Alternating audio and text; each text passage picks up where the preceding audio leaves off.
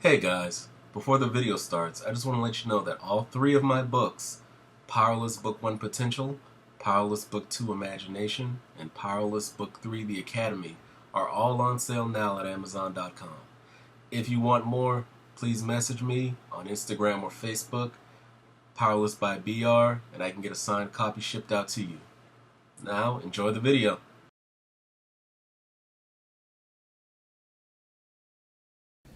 The characters, it's a mixed bag of different personalities, just like my friends and family. And I want to get that all out there. You have the shy, meager type, the overly confident type, the friendly type, the seductive type. You know, you can look at these characters and piece them as your friends and family. You know, you could say that's just like my homeboy or homegirl. That's just like my mom. That's just like my sister, like my brother. You know, it's just like my kid.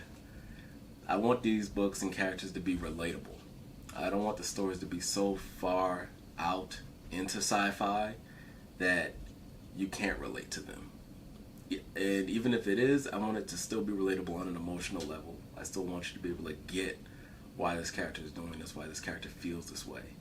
You know, the two characters, of course, that people name call all the time, Essence and Echo.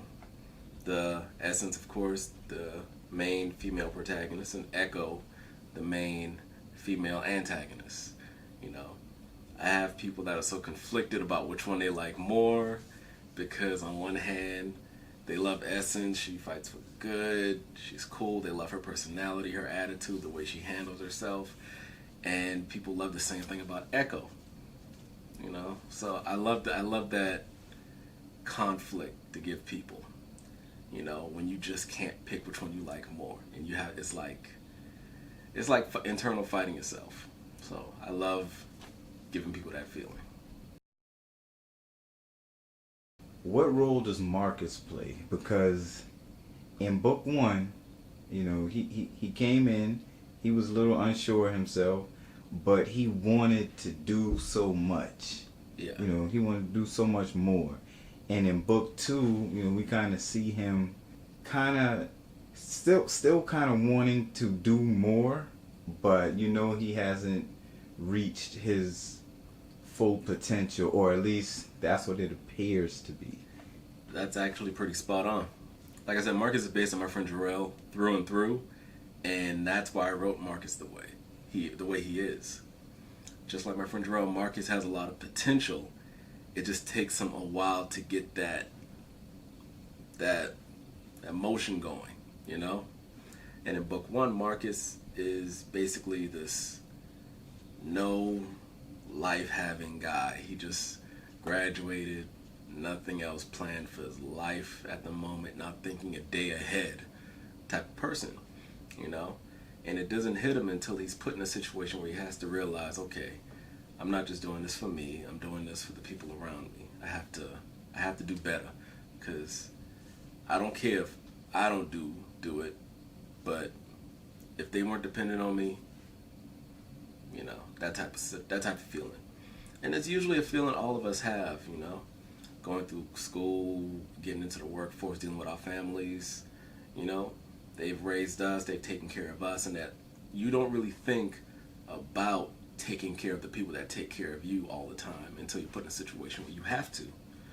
So that's what gives Marcus his motivation to do more in book one. Now in book two, the focus centers more on Essence, with Marcus as the secondary storyline. You know, the first book, it was swapped. It was mainly Marcus with Essence as a secondary. Marcus's role in book two is more so playful antagonist to Essence, you know. He's more so debated on trying to fulfill something that he thinks needs to happen, instead of just letting life take its course, you know. He wants to be more in control. He wants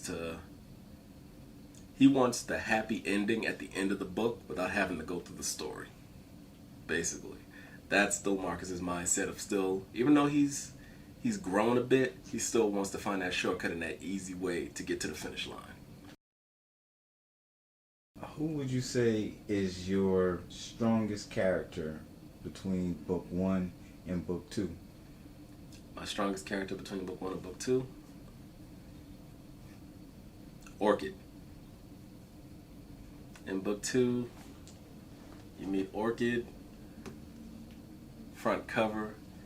She's based on my goddaughter, Violet, and her ability is to warp reality to her imagination.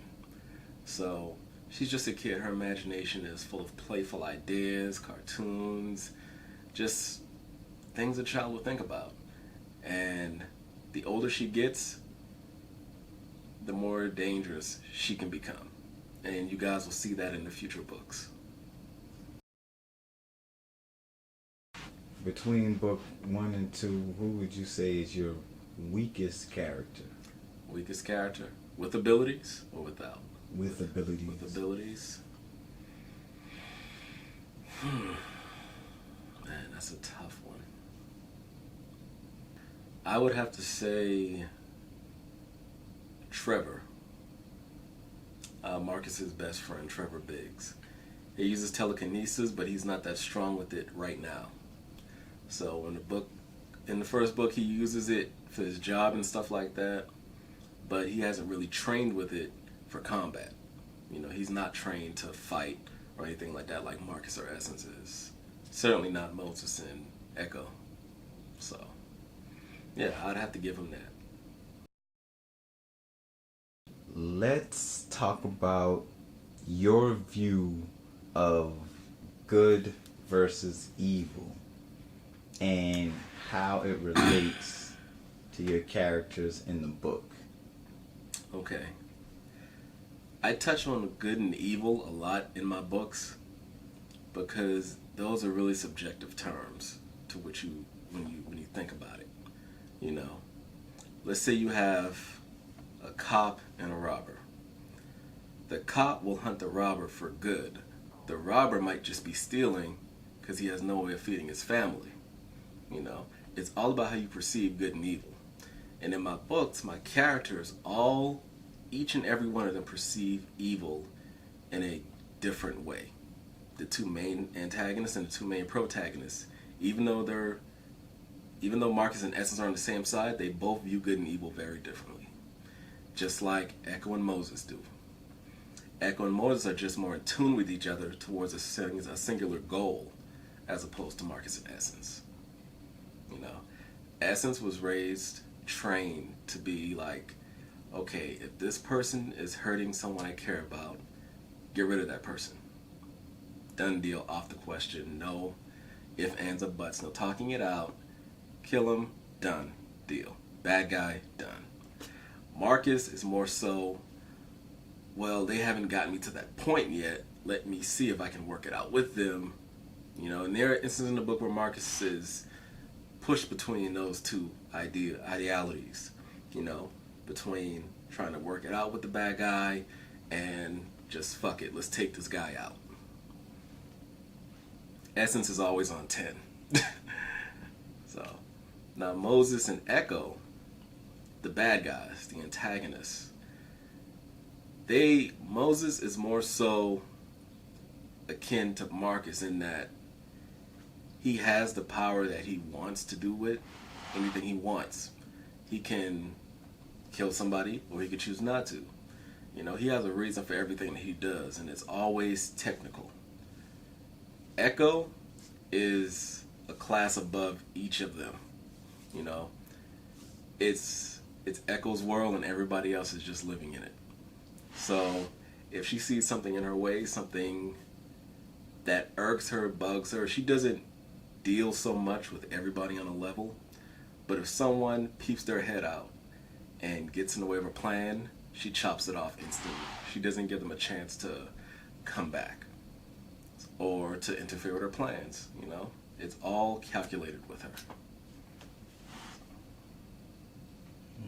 Like that, okay. Now, speaking of Echo and Moses, yeah, what would you say is Echo's reason for consorting with Moses? her youth, the things she's been through in her life. You know, she's not to, I don't want to add any spoilers to those who haven't read book 3, which book 3 deals with Essence, Echo, and Ava's youth and them growing up and how they were raised and stuff like that, and what got them to the point they are today. And as a youth, teenager, and stuff like that, Echo was always, I don't need anybody. I'm by myself. I'm good. I'm a team of me. You know. And it wasn't until she went through some hardships and things that she realized, okay, maybe it's not so bad to have a friend. Maybe it's not so bad to have somebody else watching my back besides me. You know.